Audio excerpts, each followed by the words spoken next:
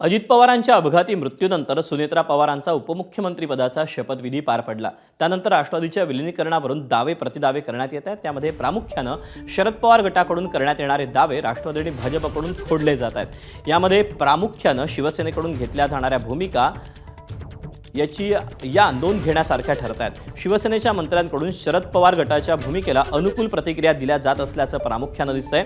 याआधी मंत्री शिरसाट आणि उदय सामंत यांनी शपथविधीबाबत नाराजी व्यक्त केली होती। त्यानंतर मंत्री प्रताप सरनाईक यांनी विलिनीकरणावर भाष्य केलं। विलिनीकरणावर पवारांच्या बोलण्यात तथ्य असल्याचं सरनाईक म्हणाले। या तीन मंत्र्यांच्या वक्तव्यामुळे शिवसेनेच्या भूमिकेची सध्या राजकीय वर्तुळात जोरदार चर्चा आहे।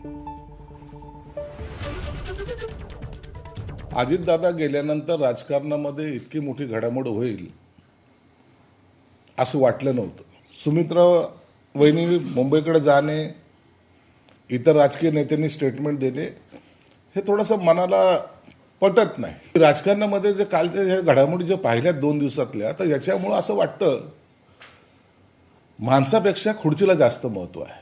शरद पवारांनी जे सूचक वक्तव्य केलेलं आहे ते जर पाहिलं तर मला वाटतं या सर्व राजकारणातल्या घडामोडीमध्ये शरद पवारांना विचारलं गेलं नसावं। जनतेच्या मनामध्ये जे आहे किंवा तुम्ही जर शपथविधीचे फोटो बघितले किंवा तटकरे साहेबांचे फोटो बघितले किंवा प्रफुल्लभाईंचे फोटो बघितले आणि त्याच्या खाली लाखो लोकांच्या आलेल्या जर प्रतिक्रिया बघितल्या तर हे जे लवकर झालेलं आहे हे मला असं वाटतं त्या सोशल मीडियाच्या आधारे की अनेकांना पटलेलं नाही।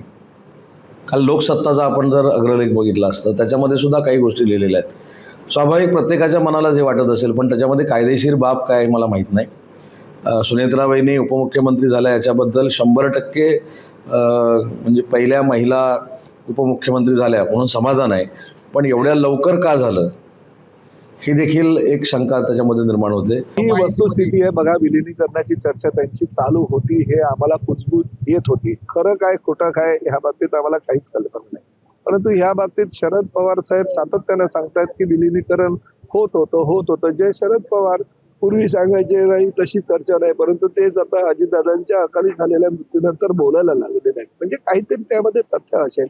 परंतु शेवटी हा प्रश्न राष्ट्रवादीचा अंतर्गत प्रश्न आहे, त्या विषयावर जास्त न बोलू नये। एबीपी माझा, उघडा डोळे बघा नीट।